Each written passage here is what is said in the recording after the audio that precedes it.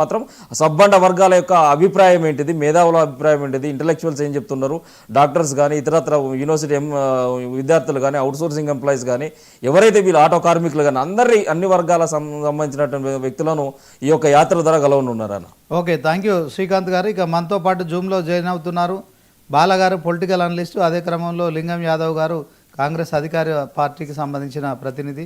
So ఇక పావని గౌడ్ గారు ఉన్నారు, బీఆర్ఎస్ పార్టీ నాయకురాలు. సో మొత్తానికి రవికుమార్ గారు బీజేపీ అధికార ప్రతినిధి కూడా మరి స్టూడియోకి రాబోతున్నారు. ముందుగా మరొకసారి పావని గౌడ్ గారితో మాట్లాడదాం. పావని గారు, గుడ్ మార్నింగ్ అండి.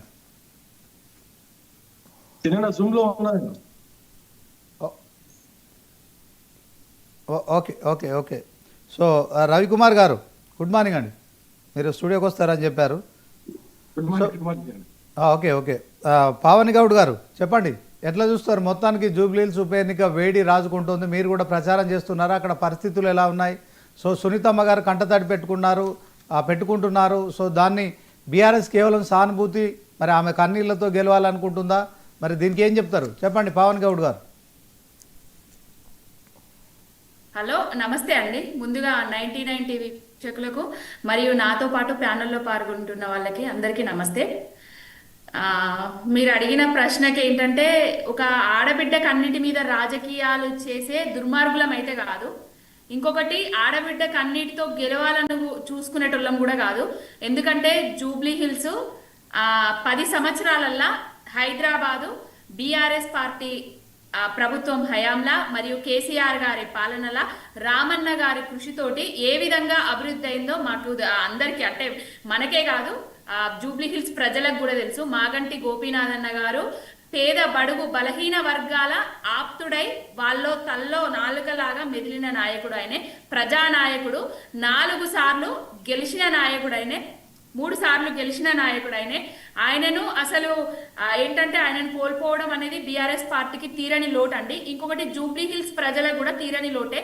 ఇంకోటి ఏంటంటే, మొన్న ఏదైతే సభలో మా కార్యకర్తలు మా పార్టీ సమావేశంలో మాగంటి సునీత గారు ఏడుస్తే, ఆ ఏడుపును కూడా ఎద్దేవ చేసిన ఎదవలు ఎవరో మీకు అందరికీ తెలుసు. ఎత్ర నార్యంతు పూజంతే రమంతే తత్ర దేవత అంటారు. ఎక్కడ స్త్రీలు పూజించబడతారో అక్కడ దేవతలు కొలువై ఉంటారు. కానీ ఈ కాంగ్రెస్ వాళ్లకు ఎన్నిసార్లు అంటే ఆడవాళ్ళ మీద ఓట్లతోటి గెలిచిండ్రు. 2500 ఇస్తా అన్నారు, తులం బంగారం ఇస్తా అన్నారు, స్కూటీలు ఇస్తా అన్నారు, విద్యా భరోసా కార్డులు ఇస్తా అన్నారు, ఏవేవో చేసిండ్రు. ఇప్పుడు గెలిచిన తర్వాత ఎవరైతే భర్త కోల్పోయి అక్కడ సీటుకు ఆమె నిలబడుతున్నారో ఆమె కన్నీటిని కూడా మానవత్వం లేకుండా దుర్మార్గంగా మనం మనుషులం అనే విషయాన్నే మర్చిపోయి వాటిని కూడా ఎద్దేవా చేసుకుంటా మాట్లాడుతున్నారు.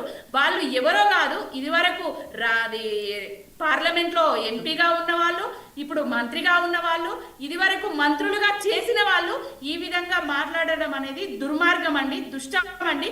ఇంకోటి, వాళ్ళు బేషరతుగా మహిళా లోకానికి క్షమాపణ చెప్పాలి.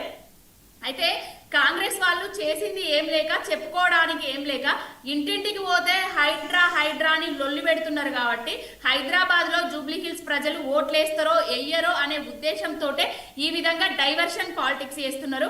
ఒక ఆడబిడ్డ మీద కన్నీటి మీద అది ఏదేదో మాట్లాడుతున్నారు. ఇది వరకు అసెంబ్లీ సాక్షిగా కూడా సబితమ్మ గారి మీద కూడా, సునీత లక్ష్మారెడ్డి గారి మీద ఎద్దేవా చేసుకుంటా, డబుల్ మీనింగ్ డైలాగులు వేసుకుంటా మాట్లాడిన ఘన చరిత్ర నీచులు కాంగ్రెస్ పార్టీ వాళ్ళు.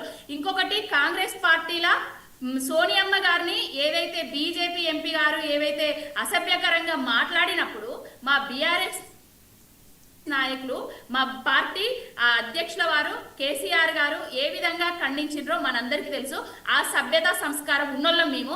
సభ్యత సంస్కారం మర్చిపోయి ఓట్ల కోసమే రాజకీయాలు చేసుకుంటా, గెలుపు కోసమే ఆడవాళ్ళ మీద నీచమైన మాటలు మాట్లాడుకుంటా ఎద్దేవా చేస్తున్నారు. ఎవరికైనా, ఇప్పుడు ఆ పార్టీ అయినా, బీజేపీ అయినా, కాంగ్రెస్ అయినా, ఇంకో పార్టీ అయినా ఏ పార్టీలైనా మహిళలు రాజకీయాలకు రావడానికే కొంచెం వెనుకాడుతున్నారు. ఆ సమయంలో ఇప్పుడు మళ్ళా ఒక భర్త చనిపోయి ఆ ప్రజలందరినీ చూసి ఆమె భావోద్వేగానికి గురైతే రాజకీయాలు డ్రామాలు చేస్తున్నారు. ఈమెను ఇంకొకసారి పావని గారు ఒక్క నిమిషం. లింగం యాదవ్ గారు, గుడ్ మార్నింగ్ అండి. Good morning. భర్తను కోల్పోయిన మహిళా దుఃఖాన్ని ఎవరు కూడా ఆపలేరు. సమాజంలో ఆ మహిళలపై ప్రత్యేక సానుభూతి ఉంటుంది.